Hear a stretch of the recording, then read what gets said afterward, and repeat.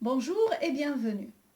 Aujourd'hui, nous allons exposer le fameux postulat de Terzaghi, qui fait partie des fondements de la mécanique des sols. Alors, pour ce faire, nous allons considérer le terrain homogène suivant, qui est submergé par une nappe d'eau statique. Et nous allons considérer un point M qui se trouve à la profondeur Z sous le niveau du terrain naturel. Alors, ce point M, il fait partie ou bien il occupe le milieu d'une surface élémentaire horizontale. D'accord? On cherche alors à déterminer les contraintes appliquées sur cette surface élémentaire entourant le point M.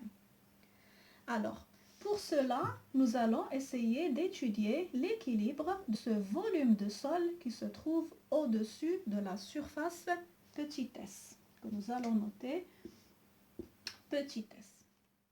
Alors, donc, le poids du sol, je peux l'exprimer avec la formule suivante. Donc, le poids du sol, c'est égal à gamma du sol fois le volume.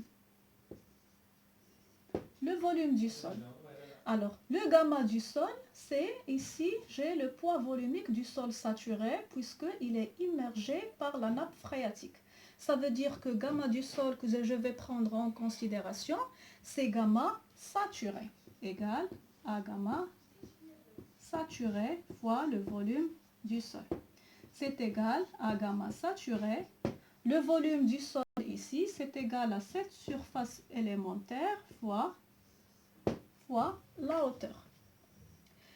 Ça, c'est d'une part. D'autre part, donc, ce volume de sol, lorsqu'il est immergé dans l'eau, il va être bien sûr repris par une force que vous connaissez tous. C'est la poussée d'Archimède. Donc, ici en bas, il y a la réaction de l'eau. Ici, c'est la poussée d'Archimède. Et il y a aussi une autre force que je vais noter F' qui provient de la réaction des grains solides qui se trouvent là. Parce que là, au niveau de la surface ici, il y a donc deux types de contacts. Il y a des grains au-dessus et des grains en bas. Donc il y a des contacts grains avec grains et il y a des contacts avec l'eau. Donc ici, c'est la réaction de l'eau et ici, c'est la réaction des grains avec les grains. Alors, pour la poussée d'Archimède, comment je peux la calculer? Donc, vous savez tous comment le faire. Donc, la poussée d'Archimède, c'est égal au volume de l'objet que nous avons immergé. Le volume, c'est le même volume de sol fois gamma de l'eau, le poids volumique de l'eau. Ça veut dire que c'est égal à gamma oméga fois cette surface élémentaire fois cette profondeur Z. Alors, donc lorsque je fais l'équilibre des forces, donc W du sol moins P d'Archimède, je vais obtenir F'. Donc F', c'est égal à W du sol total moins P, la poussée d'Archimède. Ça veut dire que je vais avoir gamma saturé fois S fois Z moins gamma oméga fois S fois Z. Donc c'est la force du grain sur le grain. Ça veut dire si je veux transmettre tout ça en contrainte, qu'est-ce que je peux écrire? Donc je vais écrire que ici, d'où la contrainte totale, je vais le faire avec une autre couleur, même si le rouge ici n'est pas bien visible. Donc ici, si je prends la contrainte c'est la force divisée par la surface. Ça veut dire que ici, la contrainte totale appliquée sur cette surface horizontale est égale le poids sur la surface. Ça veut dire que c'est égal à gamma saturé fois Z. Si je viens à la poussée d'Archimède, c'est la pression appliquée par l'eau sur le sol. Ça veut dire que c'est la pression interstitielle. Elle est égale à la poussée d'Archimède divisée par S, c'est égal à gamma oméga fois Z.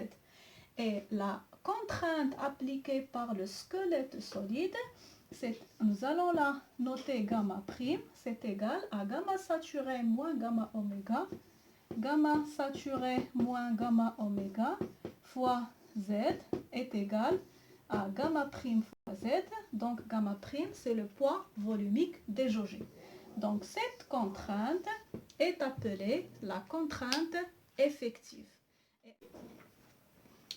Donc je peux écrire que la contrainte totale est égale à la pression interstitielle plus la contrainte effective. C'est ça le postulat de Terzaghi. Donc à un point M donné qui se trouve à une profondeur Z, donc il y a une contrainte totale que je peux décomposer en une pression interstitielle et une contrainte effective. La pression interstitielle est égale à gamma de l'eau fois Z et gamma prime, c'est sigma prime, c'est gamma prime fois Z. Donc cette contrainte totale, donc ici, j'ai une contrainte totale sigma totale, là, donc je vais prendre, là c'est la surface, j'ai une contrainte totale qui est égale à une contrainte effective plus une pression interstitielle. Donc, ce que j'ai écrit là, c'est la réaction du sol qui m'a permis de calculer cette contrainte effective sigma prime. Donc, la contrainte qui a été appliquée est décomposée en une contrainte effective et une pression interstitielle. Ça veut dire que cette contrainte appliquée là, une partie va appliquer sur les grains solides, c'est la contrainte effective, et l'autre partie va être appliquée sur l'eau qui se trouve entre les vides, c'est la pression interstitielle. C'est ça le postulat de Terzaghi.